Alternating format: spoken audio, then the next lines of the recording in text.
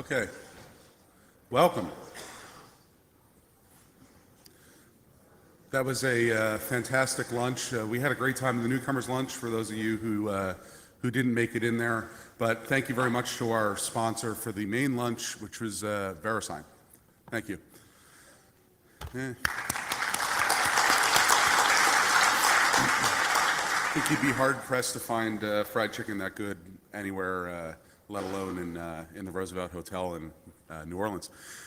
So this is a fantastic meeting. We have great turnout. The amount of newcomers that we have is phenomenal. I was extremely impressed by how many people showed up. As well, the tutorials this morning, the IPv6 tutorial, BGP, network timing, and OpenFlow, which for those of you who had travel difficulties getting in here, as many did due to weather, you could appreciate the fact that the speaker managed to pull that tutorial off via Skype, which was extremely impressive. That who knew that the internet could actually be for education? Crazy, right? So the program committee is primarily responsible for putting together what you'll see up here, as well as the tutorials and the tracks. Many of them are here in the room. Some of them couldn't make it to this meeting, but feel free to find me or anyone else on this list. We have white badges on the bottom of our main badge that identify us as members of the program committee. If you have any questions, comments, feedback, would like to present something in the future, whatever that may be, please do that. You can also email us, and what we really ask as well is that you fill out the surveys. We've compressed them down a bit for this meeting. We recognize that we're running a little long, and we hope that we can get more info out of them about how to make these meetings better for everyone. So, I already mentioned tutorials. Those are gone. However, some of them were recorded, and so they will be available on the website in a couple weeks. We hope that you'll go back and review that content. General session here in this room, tracks in the afternoons, and then obviously the socials. We've got, I believe, House of Blues tonight, and Steamboat Natchez tomorrow, and Court of Two Sisters, thank you, on Wednesday. So, those are great times to get out and meet people. Those of you who are in the newcomers lunch, will recognize Sylvie's challenge to go out and meet new people, and that's a great way to do it. On the tracks, one other quick note, we were, told that there's been some cutbacks related to joint techs in the R&E world. If you are part of that world and would like to have a informal BOF, Birds of a Feather, meetup here, Michael Sinatra, who is back there with his hand up, would be happy to organize that, so please go find Michael. So, in here, right, this is the plenary space. Outside to the right and directly across, there's open seating and break space. When you're not in here, feel free to use that. All we ask is that when you transition between the two spaces, that you're respectful of the speakers and try not to make a lot of noise by the doors. There's the Aaron Help Desk. Thank you so much to Aaron. They do so much for this community, and they're also out there to help you when in your interactions with them. So please, you need help with anything from IPv4, IPv6, ASNs. They're out there to help give you advice, and I know I've personally used them before to troubleshoot tickets that I've had open with them, and they're immensely helpful. RIPE Atlas probes. I'm actually going to present something about that in a little bit, so I'll skip over that bullet point right now. And then, as I mentioned, please fill out the surveys. There's a daily giveaway. Do we know what the giveaway is today? Anyone?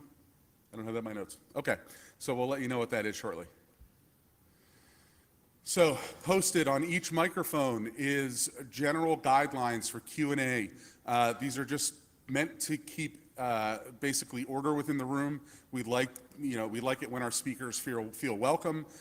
Always feel free to ask challenging questions. This is not designed to change that in any way, shape, or form, but we do want it to be a level playing field for everyone.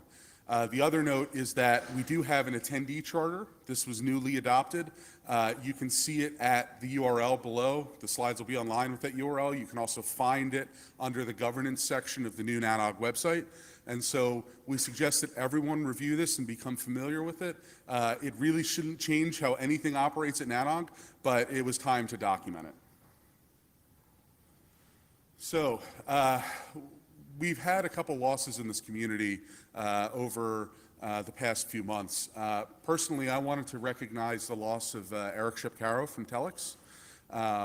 He passed about a month ago now, and he was a big champion of this community during my time at Telex. He knew the importance of, the importance of NANOG, and was always, sure to make sure that we sponsored NANOG in whatever way we possibly could. And so, Telex has been a host. They've sponsored various events. Eric was behind a lot of that, and he will definitely be missed. I'd like to also let Betty speak about Bob Stratton from Aaron.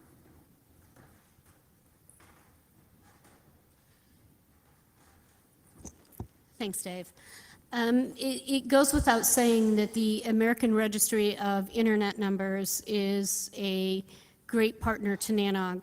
And in 2010, 2011, when NANOG embarked on creating a community-owned organization, and we needed to be able to seek some early financial assistance, Bob Stratton was one of those individuals on behalf of his board of directors to make sure that checks and funding was coming through to make sure that we could survive.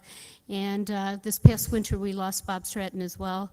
And I know his colleagues at Aaron miss him every day, and I just wanted to acknowledge the importance of his work in the internet in general and the importance that we all enjoy today at NANOG. So he'll be missed as well.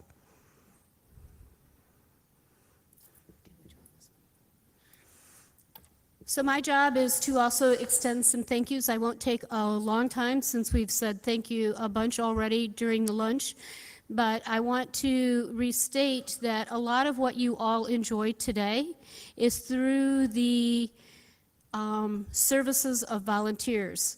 Our board of directors, our program committee, the members of our development committee, and the members of our communications committee, which are all part of the NANOG incorporation and sort of charter in terms of how we operate, works because of the volunteer time of all of these individuals. So I certainly, as the executive director here, greatly appreciate being able to get on the phone with a volunteer that has a very busy day job, but to be able to make their time available to me to work on NANOG issues on your behalf is greatly important. And pitch that we'll be doing elections to fill some of these positions this coming October. More information on that later. But again, truly an appreciation to all those folks on the committees and the board.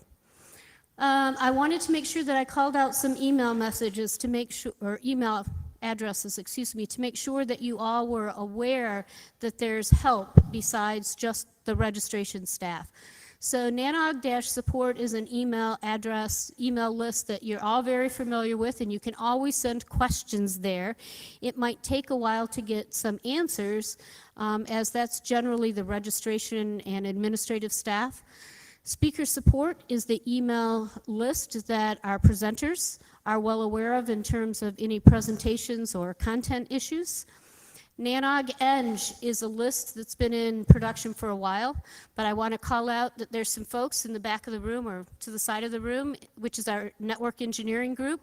They're the folks who build the network, support the webcast for the meeting, and they're online as well. Should you have any network or technical issues, you can send a message there and get taken care of.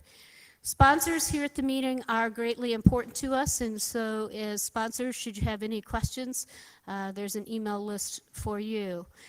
The color badges have been identified many times this morning and at lunch, so just pointing out again that if you don't want to email and you don't know who we are, you don't want to read a badge, you can find a colored ribbon on our badges. The NANOG meetings are really important, and you help to support them through your registration fees to come to this meeting. But as one of our community members, past board member, reminds all of us, we have been able to keep the registration fee down to attend our meetings for a number of years, in large part because of these sponsors and their commitment to NANOG. Verizon Termark for coming forward and being willing to host this meeting. It was a financial contribution, greatly appreciated. NTTA, VeriSign, Google, and Netflix are what we call premium sponsors, and so those folks give us financial commitment on an annual basis to help with operations of NANOG meetings on your behalf. Aaron, Dine, and Server Central provide us infrastructure resources and support, so all of these folks keep NANOG running. Special thank you to RIPE and Comcast. Dave's going to explain a little bit more about the RIPE Atlas project, but I wanted to make sure that I acknowledge the fact that our colleagues at RIPE were gracious enough to let their project come to North America, and to Comcast for actually donating some gear and some staff time to us. I also wanted to openly acknowledge that we received just a request. I put a request out there that we, NANOG, needed some routers to support our meeting network environment. We own our connectivity to the hotel and the actual router that delivers network connectivity, and the router we had was getting old, and we needed a new one. So we put a quiet call out there, and just so pleased that both Cisco and Juniper have donated brand new routers to NANOG on your behalf. So thank you to them. Thank you to Aaron for the ongoing support that they provide to the North American Network Operators Group.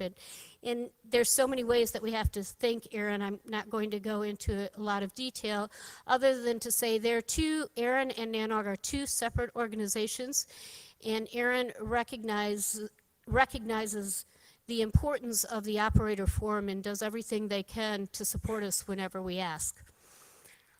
Little diagram here, you can also find it on the network page, which gives you a flavor of the work and the effort that goes into building the network topology here on site at every venue, and this diagram changes a little bit. I am not a network engineer, so I'm not going to sit here and answer any questions you might have. It's on the network. Statistics are also on the network page, and if you have the need to want to ask more questions or see what's going on, that's what the NANOG Eng group or the badges of staff that are network engineers can help you with. The important element that I wanted to say before I turn the mic over is that while we take care of the on-site LAN environment, the host actually works to provide connectivity into the hotel. So outside of the border here out to the cloud, we count on the host to do, and Verizon Termark for the 6th time has stepped forward and said, we're happy to do that on your behalf. So that's very important to us. With that said, I'm going to turn over to our host. Verizon Termark Guy is here, and he will give you a little bit of a background on Verizon and why they chose to help support this meeting that we're all here for. Thank you.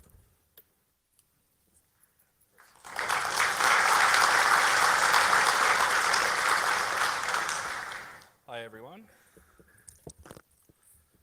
My name's Guy Tall. I just started with Verizon Termark 3 months ago today. So first of all, I would just like to say that we're very pleased to be able to host the NANOG conference again for the 6th time. We're going to start and end with a bunch of thank yous. So first thank you goes to GTT for providing the V4 and V6 transit for the conference. Betty Burke for all of her work that she does with the NANOG organization. the Terramark team that made it possible to provide all the connectivity and all the logistics support. Of course, the steering and program committees that make all these conferences possible. I have two obligatory maps for you.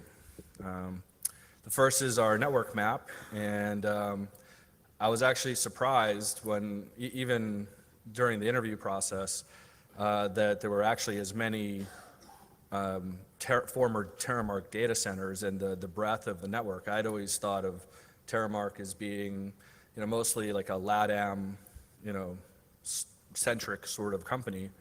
But I was really surprised that there was Dallas and Denver and Europe, and so we updated our network map, and we'll be putting this online pretty soon.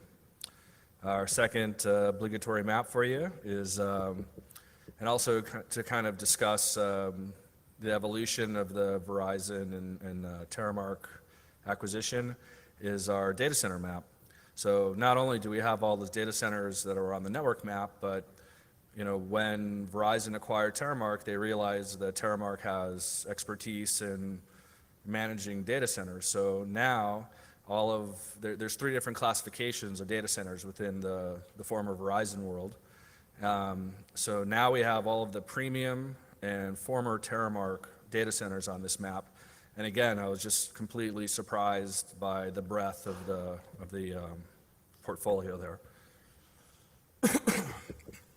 So to discuss a little bit more about the transferal of ownership of some of the assets at Terramark, I just wanted to kind of go over, how the evolution is and where we're at today. So originally we had Terramark standalone. Now then it became Terramark, a Verizon company. Now it's Verizon Terramark. What's in the future? Probably only our marketing guys know. We've had changes in leadership, but they've all remained within, the former Terramark group. So for everybody that had concern about, how the assets would be managed, the idea right now is still that, Terramark folks will be managing, the Terramark portfolio. It's a part of a much larger organization at Verizon Enterprise Services. There's a lot of back end that's being incorporated right now that hopefully should make, everything within the company easier. Last year, when Dave Newton was up here, he was talking about the 2013 investment in our peering platforms, and so I just wanted to update everybody on what's going on with that. We operate 3 internet exchanges, Miami, Sao Paulo, and Istanbul. So part of what we've been doing in the last year is we actually removed the Force 10s out of the Miami switch fabric. There are no longer Force 10s in the Miami switch fabric. We're running Brocade MLXs now. We have a commitment to get route servers installed before the end of the year. And after actually attending RIPE a couple of weeks ago, I started to look into the IXP manager that Inex has, and it looks very promising. So we're going to bring the NOTA exchange in Miami into the 21st century a little bit. We don't currently publish our stats, but we're getting pretty close to 500 gigs. And one of the things that we're going to do is become a lot more transparent. And so when we get to the point where we can publish this, we'll start publishing our stats on a regular basis. And aside from that, everything else is kind of business as usual. We're hosting the social event tomorrow night. Just a quick note on that is that we'll be leaving here at 8:30. We arranged for a parade. So for those of you that were at the GPF last year, hopefully it won't be raining, and we'll actually get a chance to do the parade. We'll be at the Natchez Steamboat, and we're going to leave the boat in the dock. Originally, the idea was to take it out, but if we have some stragglers coming in or people that want to leave early, that's going to be okay. We have some prizes to give away for those of you that fancy yourself gamblers. And aside from that, it should be a good time. So lastly, I want to thank everybody here for coming. It's good to see, a large full rooms like this. New Orleans is a great city. And, again, special thanks to everybody for participating in the BOFs and coming up here and speaking and giving presentations. So if you need to reach me, my contact details are there. And aside from that, I'll hand it back to Dave. Thank you.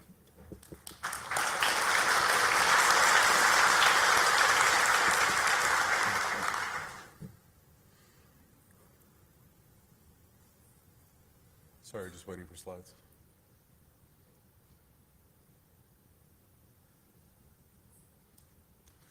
So, who in the room has a RIPE Atlas probe on their network? Raise your hand.